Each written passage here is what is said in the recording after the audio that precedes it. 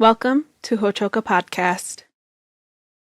When average Americans think about St. Patrick, they likely conjure up images of parades, shamrocks, and green beer. There is much more to this legendary guy, says Dr. Damian Costello. As Patrick's feast day is near, we share a two-part series on this fabled saint and the important lessons his life holds about human nature and ultimate meaning. Hello, Mataki Api, and welcome to Hochoka, here at the center of St. Joseph's Indian School's campus. I'm Scott Wooster, today's Hochoka host. We're glad you've joined our circle with Dr. Damian Costello. He joins us again today to bring another fresh perspective on Catholicism through an indigenous lens. Today, we turn to popular Irish holy boy, Patrick. Welcome, Damian. Great to be back, Scott. Always good to have you here. Mm-hmm. And so we've got to know each other pretty well over the last couple of years, I would say. Mm-hmm. And each time you come in and we talk, you're able to make a connection that before we met, maybe I was scratching my head a little bit if I saw the script. And you always do a good job of explaining these things. And so today, you're going to set me and the people right on this one, which is the luck of the Irish, the pot of gold, at the end of the rainbow, the wearing of green. And you and I have at least some Irish background, so we grew up familiar with these things in our own practices. There's something indigenous in all of that. And so I've been missing something all along, but you're going to hit me to it here. Yeah, who would have thought? Indigenous life and indigenous spirituality in somebody like St. Patrick. But the reality is that Ireland, where St. Patrick ended up and where he lived most of his life, was a tribal society. It was outside the Roman Empire, had never been transformed into the Roman Empire, and had a lot of things that we associate and we love about Lakota spirituality. Okay, interesting. Let's unpack his life. Let's take a look at what his early life would have been like. He wasn't in Ireland at the time, right? I mean, Ireland was a tribal society, but he didn't grow up in Ireland? No, he grew up probably in England. Some people say it might have been France. It's contested, but we do know that he grew up in a Roman town, and his dad was well-placed. He was in the upper class. He was a part of the aristocracy, and he grew up in a Roman villa, which for us would have been sort of similar to a southern plantation. Okay. You had servants, you had luxury. It was like a very nice house, Roman baths, like nice artwork, and slaves worked in the field. Wow. And so Patrick grew up very privileged and very spoiled, very sort of jaded. He talked about not really having any meaning in life, which is, of course, common today. I can identify with that in my childhood. Right. Yep. Maybe not with the servants or the slaves and nobody was fanning with leaves when you were a young boy. That strikes me that the Roman Empire. I mean, I understand it spread that far, but it's just crazy to think of this kid sitting over in what is now England, or was it at the time? It was at England at that time, and Rome was in charge of it? Basically, Roman conquered it, and the roots of the English culture were being established there. Okay. Yes. And so we talked a little bit off air about transformation. What was his transformation then? So all of a sudden he becomes iconic. How do you go from being a spoiled brat on the coast of England and to become who he is? Well, his transformation occurred in very traumatic circumstances. Okay. This was the frontier of the Roman Empire, and you had various tribal groups in Scotland and Ireland in particular that were raiding the coast, and the Romans would raid back, and there was talk of trying to conquer Ireland and expand the empire.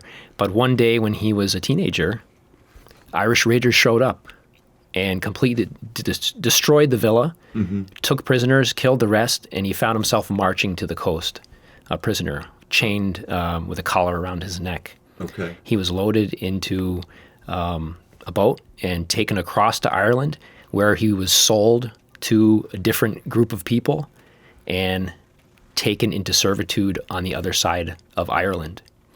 where he lived for 6 years. He became part of this tribal society. So no, this is very similar to a lot of the stories that are told, things that happen on the frontier here in North America.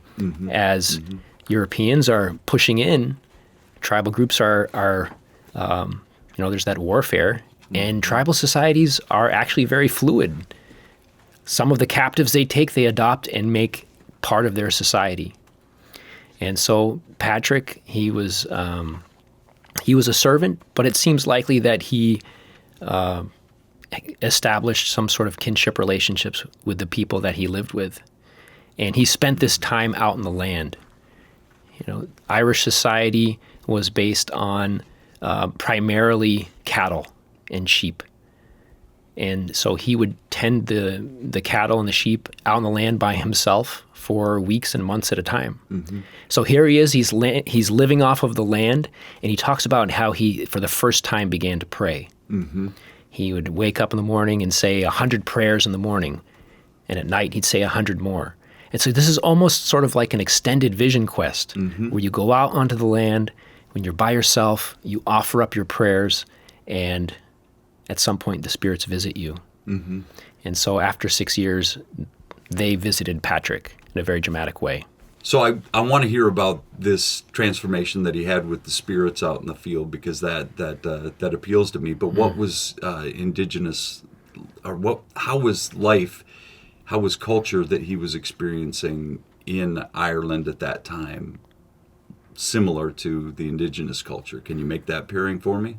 Definitely. So this is an oral culture. So all of the stories and songs are passed on in the way that they were here.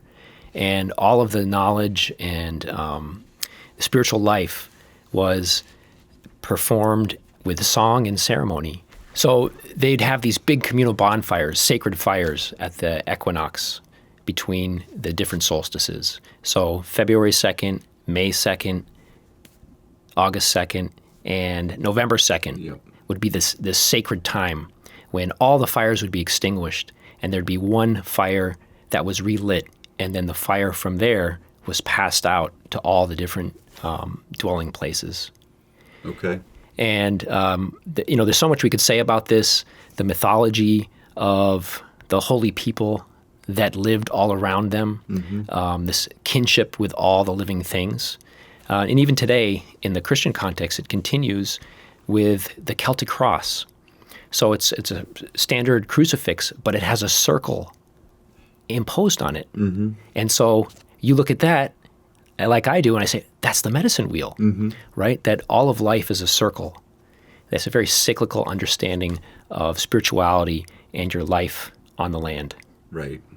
And so he was a part of that, and also a part of going out and finding out who he was in the field. Without all the trappings of his early life, he has nothing of what he has before.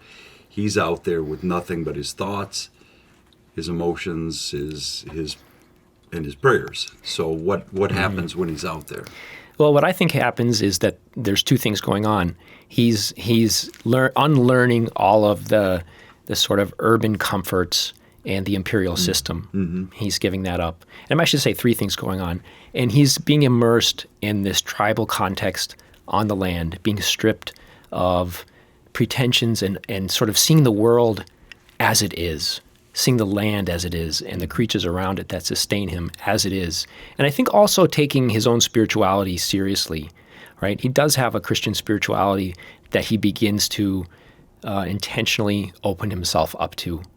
And so after this long period of purification, he has a couple visions that say, Patrick, you've prayed well. You'll be going home. And so he has that vision, and he's confused. How could this ever happen? There's a lot of challenges for this to occur. He has to get all the way across Ireland, like 200 miles. And according to tribal law, if you are an unknown person, right, if you're not part of the tribe, and you are, considered to be a servant, you could be killed on sight by another tribe, or abducted and put into a worse situation. And so he's like, I don't see how this could happen. Sort of doubts it. And he waits a couple weeks, and he has another vision. And so he takes off, probably traveling at night all the way across Ireland. He manages to connect with a group that's about to set sail, who at first turn him down, but then they later let him join. And he has this long march through the wilderness in, what is probably England, where they almost starve to death until he prays. And he had been sort of mocked by the sailors as, a holy boy, prayer boy. Like, what good is this spirituality that you have? He says, watch, I'll pray. Yeah. And they encounter a group of wild pigs that saves them from starvation. Long story short is that he makes his way home after 6 years, and nobody thought he had survived. Yeah. This was a pretty common practice for Roman settlements to be raided, and nobody had ever come back. And so suddenly he comes out of the woods to his family, and they can't believe it. And they say, Patrick, don't ever leave again. You're staying here. And you can just, when you read the account, because we do have his words, he wrote this all down, this sort of unqualified joy that he had returned home. Yeah, and made it all the way back. Mm-hmm. He didn't really leave home, right? I mean, he was taken from home. Mm-hmm. He was basically a slave, right? And even when he was in the field, he may have been happy with his prayer, but he was still looking to get back to his people and get back to his home. Maybe not for the creature comforts, but more because that's his home and that's his people. Yeah, I think it's unclear. It was very ambiguous. Yeah. I know I've had experiences when I've traveled or done something that's very difficult. Maybe you had this experience in Sundance. You can't wait for it to get done, right? Yeah. And, oh, man, it's going to be only one more day to go. Yeah. And then it gets done, and you're like, wait a minute. That's where I want to be. Mm-hmm. That was when I was most fully alive. That's when I was most actualized. That's when I was engaging with what was important about being a human being. For sure. And I think he had that experience as well. Yeah. Like once that initial burst of seeing people he loved and that comfort of being home and that journey coming to an end, I think he realized over time, wait a minute, the person who I really am is back in Ireland. And whether he thought that or not, the spirits made sure he knew that because he had another vision. He had a vision where the people of Ireland, that actually was I think it was a bishop, brought him letters from Ireland, which is interesting because there was no writing in Ireland, or not letters. They did have carvings they would put on stone, but they didn't write full letters. But they gave him, this person gave Patrick letters from Ireland and said, holy boy, come back and walk among us again, like calling him back. Yeah. This is the vision. This is the vision. Yeah. And so, talk about sort of complicated and beautiful situation. Mm-hmm. Like here he was not free. He was a slave of some kind, but he also must have had these sort of very deep relationships with people. Like there are stories about his step siblings that later became, part of the church. Right? He must have really been loved and loved some of these people. And so the long story short is that he decides to become a priest and then go back to Ireland. So you're telling me that he was enslaved and taken to Ireland and made his way home, had a vision that he was making his way home, and then went home and then had another vision and went back to the same place he had been taken as a captive. It seems crazy, doesn't it? Yes. But what helps unlock this and what helped me to understand this in a very deep way were the stories that are told again in North America of captives, white captives who were at first, they were taken away in captivity and they ran the gauntlet, right? That process of you're getting beaten by the whole community to sort of be tested. And that those who showed bravery and who, survived and then showed themselves to be good community members became full members of the tribe. And at different times, these people were forcibly or by choice left. They tried to go back to where they came from. Right. And a lot of them escaped to go back again. They had realized they had found, for what was for them, true life, true connection. Mm-hmm. And I think that's what happened with Patrick. And so you can see him, I love thinking about that moment where he's crossing the ocean again, which is such a, I think, important image in Irish culture and history, because Ireland, they tell these stories of the various waves of people who had come to Ireland in the battles that ensued. And there was the last conquest, the last battle of the Gaels coming to Ireland. And one of the heroes, Amergin, sings this beautiful chant where he says, "I am the ocean, I am the wind, I am the waves." And that's part of, the spiritual power in which he is coming to Ireland and becoming part of that place. Mm-hmm. And we'll see in the next, episode, the song that Patrick sang that sort of enacted his return and sort of full integration into that land and the people who were there. Yeah.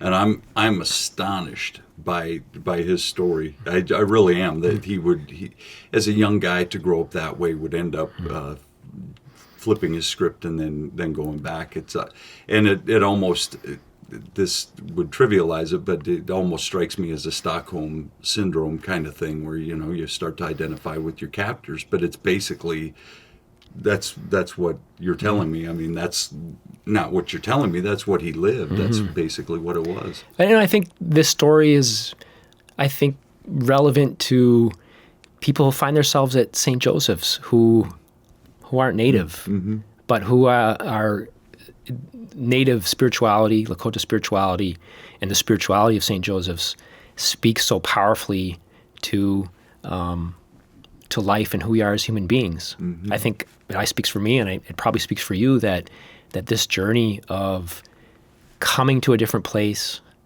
among a different people, you often find something you didn't know about yourself and unlock something that was missing.